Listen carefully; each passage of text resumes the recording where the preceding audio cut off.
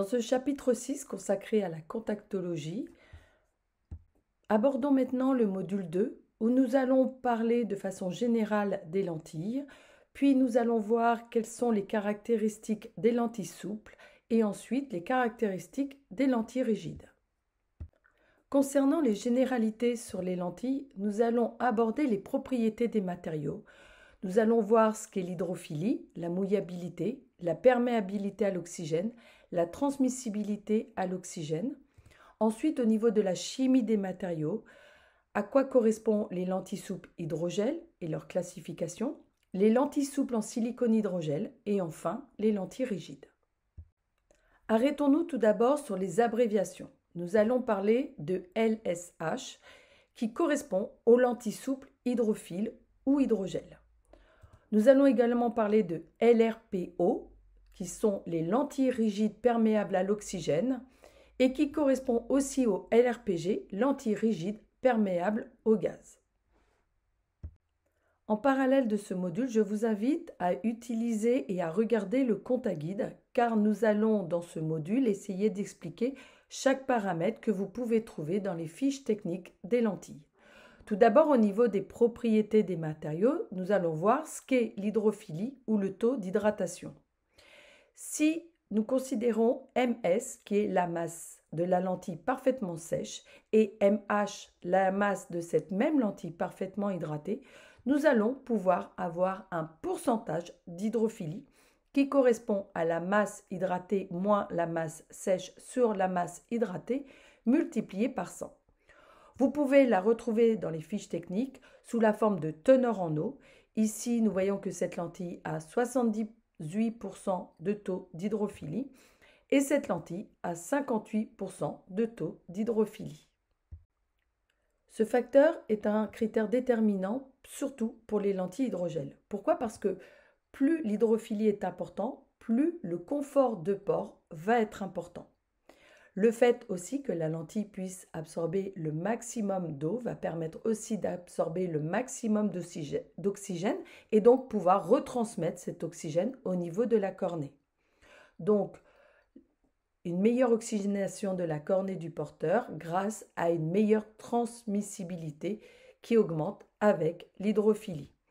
Par contre, ça entraîne une plus grande fragilité des lentilles et une augmentation des dépôts de surface. Autre paramètre important au niveau des lentilles, c'est la mouillabilité. C'est un peu comme si on comparait le fait que l'eau puisse tenir sur un tissu en coton ou sur un caouet. Donc pour ça, on va utiliser la méthode de la gousse sessile pour pouvoir effectivement paramétrer cette mouillabilité. Une goutte d'eau est déposée sur la surface et on va mesurer par goniométrie l'angle que fait le bord de la goutte sur le matériau. Et en fait, plus l'angle est petit, plus ça veut dire que la goutte d'eau va s'étaler sur le matériau. Si l'angle est grand, ça veut dire que l'eau va rester en surface et ne va pas s'étaler sur le matériau. Donc, plus l'angle est petit et plus la mouillabilité de la lentille sera bonne. En fait, ça va également assurer un meilleur confort aux porteurs de lentilles de contact. Vous imaginez bien qu'il est plus confortable d'avoir un tissu en coton qu'un caouet. Donc, la mouillabilité de la lentille permet également une bonne répartition des larmes à la surface et donc donner une meilleure lubrification pour les paupières et un confort au clignement. Cela va permettre également un bon renouvellement des larmes entre la lentille et la cornée qui va également faciliter l'évacuation des déchets. Autre caractéristique pour les lentilles en hydrogel, c'est savoir si elles sont ioniques ou non ioniques, car chaque laboratoire va utiliser des matériaux différents et ces matériaux utilisés vont être soit ioniques, soit non ioniques, c'est-à-dire inertes. Une lentille ionique possède en fait des charges électriques en surface et malheureusement, ça peut favoriser les dépôts par attraction électrostatique. Autre paramètre déterminant, c'est la perméabilité à l'oxygène que l'on va appeler dK. Le transport de l'oxygène à travers le matériau se fait par deux processus physiques différents. soit par diffusion de molécules d'oxygène à travers la structure du matériau, soit par dissolution de l'oxygène dans le matériau. Ce qui est important, c'est que le matériau puisse faciliter le transport de l'oxygène afin d'augmenter l'oxygénation de la cornée. La diffusion est caractérisée par le coefficient D, donc taux de diffusion, et K est le coefficient de solubilité de l'oxygène dans le matériau. La perméabilité est donc notée dK. Ce qu'on va surtout retrouver dans les paramètres des lentilles dans un contaguide, c'est surtout la transmissibilité à l'oxygène que l'on va appeler dK sur E. C'est en fait une mesure du rapport de la perméabilité du matériau que nous avons vu dans la diapo précédente sur l'épaisseur de la lentille. Donc, dK sur E, c'est le dK divisé par l'épaisseur de la lentille. En fait, par convention et pour pouvoir comparer des lentilles les unes par rapport aux autres dans le contaguide, tous les paramètres des lentilles ont été faits sur des lentilles de moins 3 dioptries à la température de 35 degrés. Pourquoi 35 degrés? Parce que c'est la température des larmes. Ce paramètre dK sur E est vraiment déterminant dans l'oxygénation de la cornée. Et pour ça, on va avoir des minima à respecter en fonction du type de port de la lentille. Pour un port journalier, le port de la lentille donc, se fait à peu près 12 heures par jour et il faut que le dK sur E soit supérieur à 35. En fait, l'unité du dK sur E, c'est 10-9 unités fat, mais parfois on les retrouve dans les caractéristiques, parfois on ne retrouve pas l'unité, parfois on peut ne voir que 35. En tout cas, pour pouvoir porter une lentille 12 heures par jour, il faut que le dK sur E soit au minimum de 35.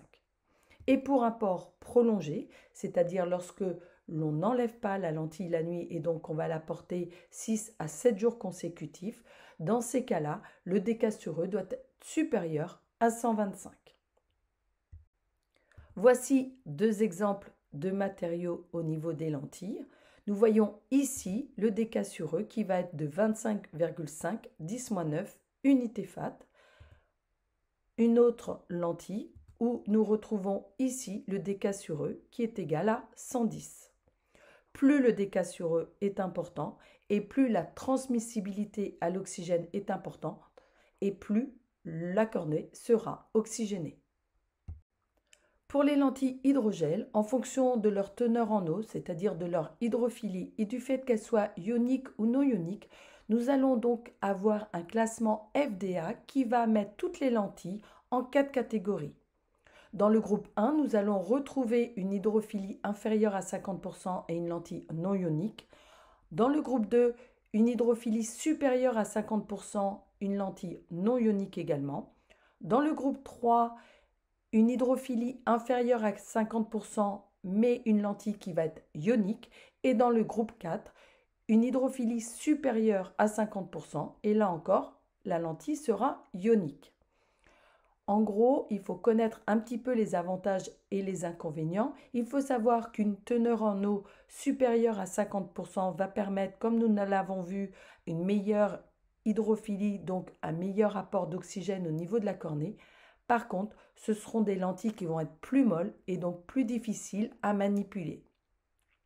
Et au niveau de la ionicité ou non-ionicité, il est vrai que les lentilles ioniques va falloir les nettoyer un peu plus car elles vont avoir tendance à s'encrasser un peu plus facilement. Si vous avez observé attentivement le tableau précédent du contaguide, vous avez peut-être pu remarquer qu'il n'y a pas 4 catégories FDA, mais 5. En fait, dans la 5e catégorie, nous allons retrouver les lentilles en silicone hydrogel. Il faut savoir que le silicone hydrogel a été une vraie révolution en contactologie puisque grâce à ces lentilles, nous retrouvons une transmissibilité à l'oxygène qui pour la plupart est supérieure à 100 et donc a permis d'avoir une meilleure oxygénation de la cornée. Et peut-être que vous vous souvenez qu'avant, on disait qu'on ne pouvait pas porter ces lentilles plus de 10 ans à cause justement de l'hypoxie de la cornée. Les lentilles en silicone hydrogel ont révolutionné donc le port des lentilles grâce à cette grande transmissibilité et qui fait que maintenant nous pouvons porter des lentilles beaucoup plus longtemps.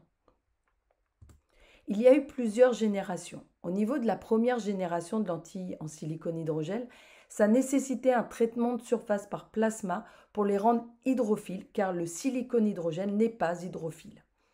Le décassureux était important, mais cela donnait des lentilles peu souples. Les premières générations, on peut retrouver la Pure Vision de Bausch et Lomb ou la Night and Day de Ciba Vision. En seconde génération, il a été possible d'incorporer un agent mouillant qui évitait effectivement le traitement de surface et donc était un peu plus confortable. On retrouve pour ça les AccuVu Advance, les AccuVu Oasis de Vistacon par exemple. Dans la troisième génération, les matériaux ont été hydratables, c'est-à-dire que là, on a permis de retrouver un fort décassureux, mais également une forte hydratation. Ce sont les Biofinity et toutes celles qui ont suivi. Voici quelques exemples sur le Contaguide des lentilles en silicone hydrogel. Nous retrouvons ici un décassureux de 129 10-9 unités FAT, ou sur celle-ci où nous montons même jusqu'à 163 décassureux. Si nous reprenons notre tableau de lentilles, nous pouvons effectivement voir que certaines lentilles sont mises dans la catégorie 5. Elles sont donc en silicone hydrogel. On peut également retrouver les lentilles en silicone hydrogel en catégorie 1.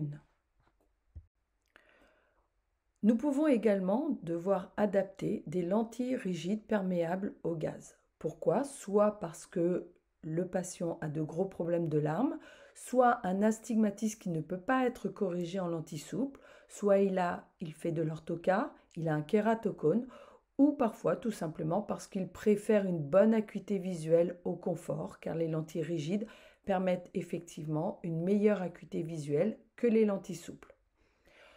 Au niveau de la chimie des matériaux, les matériaux disponibles dans la fabrication des lentilles rigides perméables au gaz sont souvent des polymères dont les proportions varient suivant les résultats souhaités en fonction du déca souhaité, de la rigidité, de la résistance mécanique, etc. Dans la deuxième partie de ce module, nous allons voir les paramètres à prendre en compte pour pouvoir adapter une lentille rigide à un patient. Commençons déjà par les lentilles souples où nous allons voir comment choisir le diamètre, le rayon en fonction du module de flexibilité, la puissance ou vergence et le type de renouvellement que nous préférons prendre en fonction des désirs ou des besoins du client. Commençons par choisir le diamètre et le rayon de la lentille que l'on va appeler R0. Concernant le diamètre, il faut savoir qu'une lentille souple hydrophile doit recouvrir totalement la cornée et très largement le limbe, au moins 0,5 mm de chaque côté. Les diamètres de lentilles vont de 13 à 15,5 mais la plupart du temps, les fabricants vont proposer des diamètres standards de 14 ou 14,5 mm. Pourquoi? Parce qu'on rappelle que le diamètre standard d'une cornée est de 13 mm. Si la lentille doit recouvrir au moins 0,5 mm de chaque côté de la cornée, il faut donc que les lentilles soient d'un diamètre de 14 ou 14,5 minimum. Concernant le rayon de la lentille, R0 d'une lentille souple hydrophile, elle doit être égale à K, c'est-à-dire le rayon le plus plat, augmenté d'un coefficient d'aplatissement. Il faut savoir que pour un diamètre de 14 mm, le rayon sera voisin de K, donc le rayon le plus plat, plus 0,8 mm. Et pour un diamètre de 14,5, le rayon sera donc voisin de K, rayon le plus plat, plus 1 mm. Prenons un exemple. Soit la kératométrie suivante, 7,70 mm dans un des méridiens et 7,80 mm dans l'autre méridien. Nous savons que le diamètre disponible de la lentille que nous voulons choisir est de 14 mm. Quel est le rayon que l'on doit commander en première intention? Nous savons que K, donc le rayon le plus plat, va être égal à 7,80 mm et donc K', le rayon le plus petit, le plus cambré, est égal à 7,70 mm.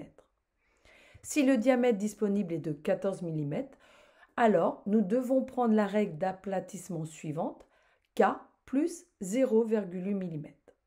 Dans ces cas-là, le rayon de la lentille sera égal à 7,80 mm, donc le rayon le plus plat, plus 0,8 est égal donc à 8,60 mm.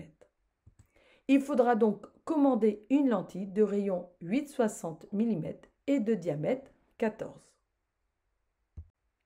Ensuite, il va être important de choisir la correction, la puissance de la lentille. Les gammes d'évergence proposées par les fabricants couvrent la quasi-totalité des amétropies. Cependant, pour choisir la lentille de première intention, sa puissance que l'on va appeler f'V, celle-ci va être égale à la vergence de compensation parfaite en système de contact, c'est-à-dire en enlevant la distance vers œil par rapport à la correction lunette. Il faut donc ramener cette puissance au sommet cornéen. Vous vous souvenez que, en fonction de la réfraction axiale, qui va plutôt correspondre à la correction lentille et la correction lunette, cette distance vers œil a une influence significative au-dessus de plus ou moins 4 dioptries. Pour éviter de refaire tous les calculs que nous avons vus dans un chapitre précédent, nous allons plutôt utiliser un tableau d'équivalence qui va nous donner la puissance lentille en fonction de la correction lunette. Pour les myopes, la puissance lunette va être supérieure à la puissance du système de contact et pour les hypermétropes, l'inverse, la puissance lunette va être inférieure à la puissance du système de contact. Ici, par exemple, si nous prenons un verre de moins 6,50, à ce moment-là, en puissance lentille, on va avoir une puissance de moins 6. Par contre, la même chose pour un hypermétrope de plus 6,50. Dans ces cas-là, il faudra prendre une lentille de puissance plus 7. Nous allons reprendre un exemple. Imaginons que nous avons une correction lunette sur ordonnance qui est égale à plus 4,50. Quelle est la correction lentille, donc DSC, la puissance du système de contact que l'on doit commander? Dans ces cas-là, on regarde le tableau de conversion et nous voyons que plus 4,50 correspond à plus 4,75. Il faudra donc commander une lentille de plus 4,75 dioptries. Nous allons prendre un exemple numéro 2 où nous allons avoir une puissance lunette sphéro-cylindrique, c'est-à-dire notre client est myope et astigmate. Par exemple, si celui-ci a une correction lunette de moins 5, moins 1,50 à 20, quelle correction lentille, DSC, doit-on commander? Attention, il est nécessaire dans ce cas-là de tenir compte de la distance vers œil dans les deux méridiens. La puissance dans ces cas-là à 20 degrés sera donc de moins 5. Si nous regardons le tableau d'équivalence de conversion lentille-lunette, nous voyons que pour une paire de lunettes de moins 5, la puissance du système de contact sera égale à moins 4,75. Mais à 110 degrés, la puissance lunette est égale à moins 6,50. Moins 5, moins 1,50, donc moins 6,50 à 110. Là encore, si nous regardons le tableau de conversion, nous voyons que une équivalence lunette de moins 6,50 correspond à une puissance du système de contact de moins 6 dioptries. Donc, notre correction lunette qui est égale à moins 5 à 20 degrés et moins 6,50 à 110 degrés correspond en système de contact à moins 4,75 à 20 et à moins 6 à 110 degrés.